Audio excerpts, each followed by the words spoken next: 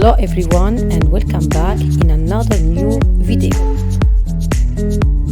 These words are feminine.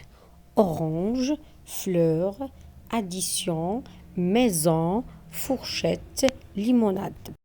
And this one are masculine. Palmier, tapis, parfum, cadeau, pantalon, navet. The last one have two genders with different meanings. Rose, moule, livre, somme. In French, how can we guess or tell if a noun is masculine or feminine? Are there tips or rules that help to identify the gender of nouns? If you want to know more about that, keep watching this video.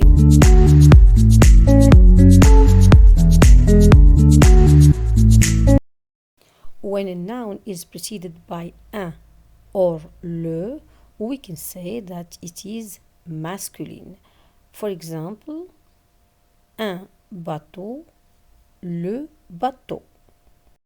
When it is preceded by une or la, we can say that this noun is feminine. For example, une jupe, la jupe. And remember, in French there is no neutral gender.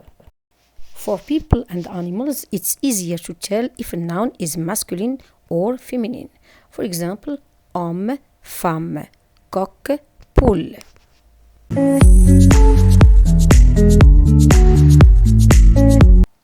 In case nouns are not preceded by definite or indefinite articles, you can use the general rule to identify the gender of a noun.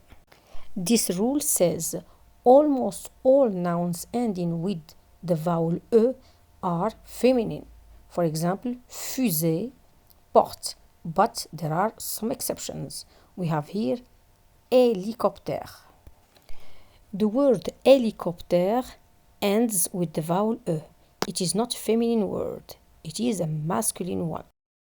The same rule says almost all nouns ending with the following consonants are masculine. For example, pied, os. But there are some exceptions. We have here the word une forêt. Forêt ends with la lettre T. It is a feminine word, not a masculine.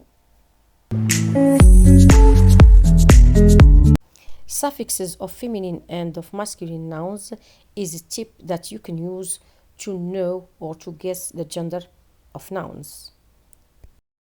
If a noun contains one of the following suffixes written here in pink, we can say it is a feminine noun. But this tip doesn't work all the time because there are always exceptions. Let's take an example. The suffix ons, we find it in the word le silence. Le silence is a masculine noun. Let's move to suffixes of masculine nouns. Not all these suffixes are limited to masculine nouns. We can find some exceptions. Let's take an example. The suffix age can be found in many feminine words in French. For example, une image, une page, une cage. The fourth helpful tip is the category of nouns. Let's begin with the category of masculine nouns. The days of the week, for example, le lundi. Seasons, le printemps. Languages, for example, le français, le russe. Names of trees, for example, le palmier, le sapin, le pommier. Collective sports, for example, le rugby, le football, le basketball. Names of fingers, for example, le pouce, le majeur. Colors, for example, le rouge, le jaune, le vert. The cardinal points, for example, le nord, le sud. Weights and metrics, for example, le kilogramme, le mètre. English words, for example, le meeting, le shopping, le weekend. In the category of feminine nouns, we find names of countries ending with the vowel E. For example, la France, la Belgique, la Chine.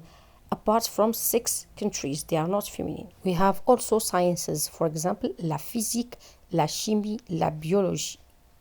Arithmetic operations are feminine, for example, multiplication, soustraction, division. They are feminine names of car brands, for example, la Mercedes, la Porsche. Places or stores where products are sold are feminine, for example, parfumerie, boulangerie, boucherie, pharmacie. Guessing the gender of nouns in French can be sometimes tricky and difficult, but it can be trickier when a word has 2 genders with different meaning.